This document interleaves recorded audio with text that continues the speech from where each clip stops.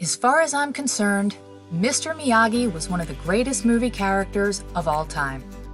And while this character was actually based on a real-life master from Yokohama, Japan named Fumio Demura, I think Pat Morita did a brilliant job bringing this individual into my awareness along with millions of others.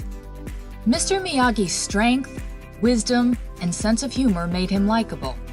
But it was his teachings that, if practiced, could not only elevate the consciousness of an individual, but could actually change the world. I've learned many things from this character, and I not only implement them in my own martial arts practice, but I do my best to practice them in my day-to-day life. I will always remember the quiet intelligence of this man, so to honor him, I'm going to discuss some of the most valuable nuggets of wisdom I've learned from Mr. Miyagi. Lesson number 1. Karate for defense only.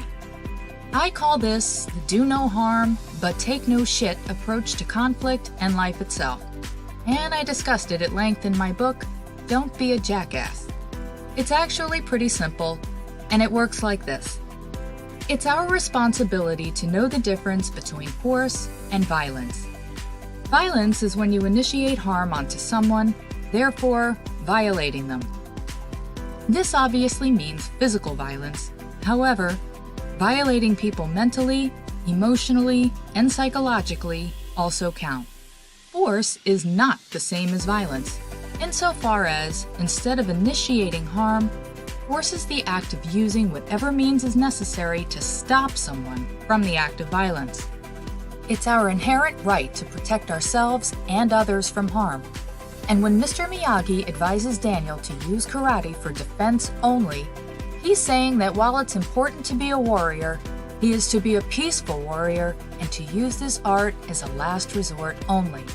Do no harm, but take no shit also applies when people are trying to manipulate, coerce, or bully you into submitting to their will. Trying to control others can be viewed as a violation since it's the act of theft of an individual's free will. Doing no harm, but taking no shit means to allow others to live their life as they choose. However, you have every right to guard your own mental, emotional, and physical well-being. 2. Always remember balance. Balance in martial arts combines the mind, body, and spirit. They are to work together to blend strength, power, peace, flexibility, intuition, and awareness. In our day-to-day lives, it's the healthy combination of work, rest, play, and inner solitude that creates a harmonious way of being. You can also see it as a way to blend the intellect and intuition, and integrating them as a means of expressing complete intelligence. Balance is also the act of seeing opposing perspectives and seeking commonalities and differences, and then using them not only to see a bigger picture, but to blend what works and what doesn't, instead of fighting with one another over who's right.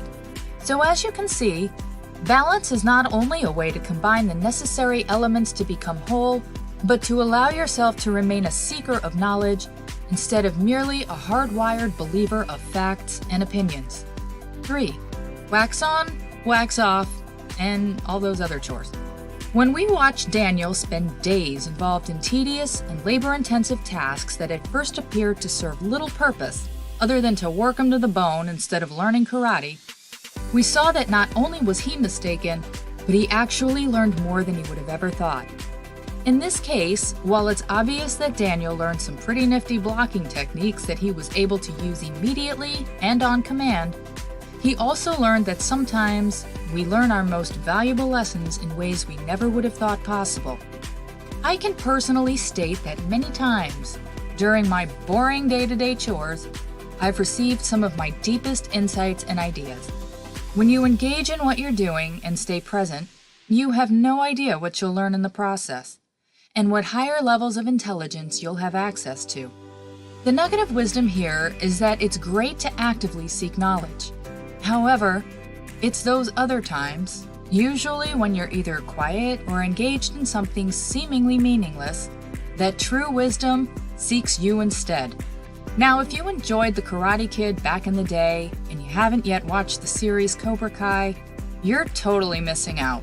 It's one of the best shows I've ever watched, and I have no doubt you'll love it as much as I do. So check it out. You can watch it right on YouTube. Thanks for watching. Please like and share this video and subscribe to the channel and hit the notification button. Until next time, take care.